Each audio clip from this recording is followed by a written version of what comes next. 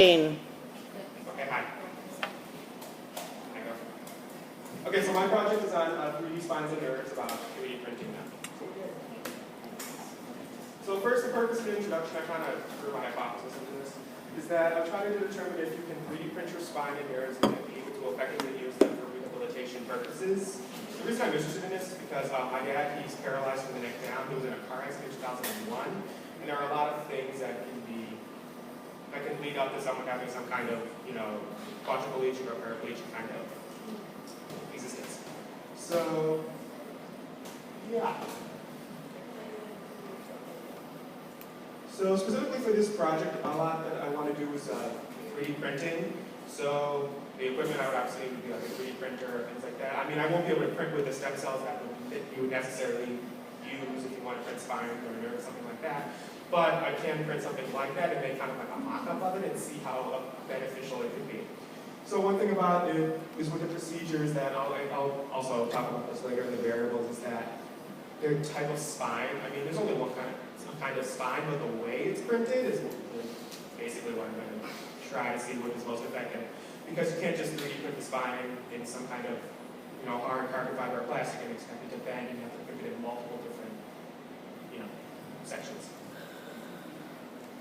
Why is my bibliography at the end? Wait, I'm pretty sure I have more slides. Oh yeah, I do. okay. That's okay. You know what? I think it's a different kind of software. That's my best guess. So the variables, so the independent variables are 3D printed spine types. I'm supposed to be in quotation marks. Yeah, like I said, there are different types of spines that you can print, which would be you can print, one large part or a small part, and that's going to be basically how it's going to be used. For the dependent variable would be the response of electrical current. So if I wanted my main part of the project, I'm going to try to build kind of like a diagram or version of the spine. It's going to be on a much smaller scale, but it'll show how effectively it can be used, how the spine will be able to bend, how the nerves will be able to go through. And one thing that's kind of interesting is that they do actually have nerves that you can print now, and the way that they work is that they're 3D printed, and the nerves are printed with stem cells and a type of carbon fiber, which is, I don't think it's exactly metal, but it's a type of something that can actually transmit the neurons. So your brain has enough energy it releases enough energy to power a 40-watt light bulb. So that's just how much you'll be able to transmit. It's not actually that hard to transmit though. So the control variable would be the electrical currents, again equal to the brain. It would be 40-ish watts, depends on the size of your brain. Let's see. The control would be the type of disability, which would be equal to the damage to the spine. So like FDR, he was paralyzed from the waist down because he had an inflammation of the spine.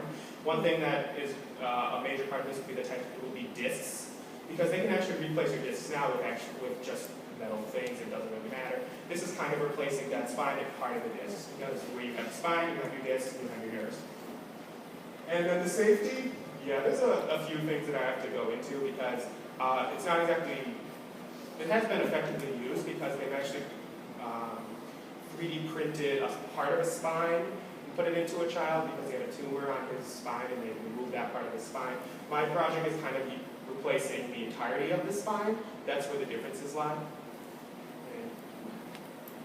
So something that would be, a few things kind of sparked the idea for this project. See how the bird in the right has a 3D printed beak? So if they have some type of damage, the beak is kind of a similar thing of what the spine would be in terms of bone marrow and things like that. So it's just a 3D printed replacement of that, which is how one thing could be. If you look at the right, that's a MakerBot version of the spine. That would just be kind of like a prototype because that is just one big large print. You would not be able to print it in multiple parts because it's only MakerBot.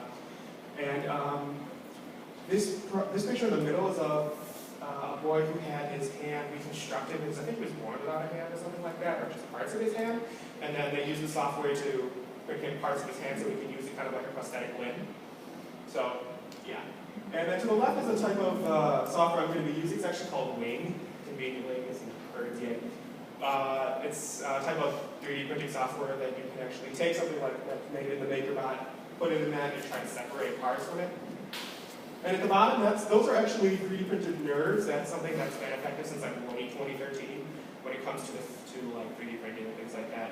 So that's actually a fairly new science. And I read something, it was published a few days ago. Oh, no, no. It was published a few days ago about, it was done in Beijing, China, about a boy whose spine was replaced. Like I said before, there was a tumor on his spine. They removed part of the middle of it, and then they 3D printed and implemented a new spine. They used all of his original nerves and everything that was there, nothing was damaged, but mine is, the only difference of my project based on that is new nerves, because there's always nerve damage if someone's like a quadriplegic or something like that, which means quadriplegic is paralyzed from the neck down, like my father, and be the replacement of that in the spine. That's just not interesting.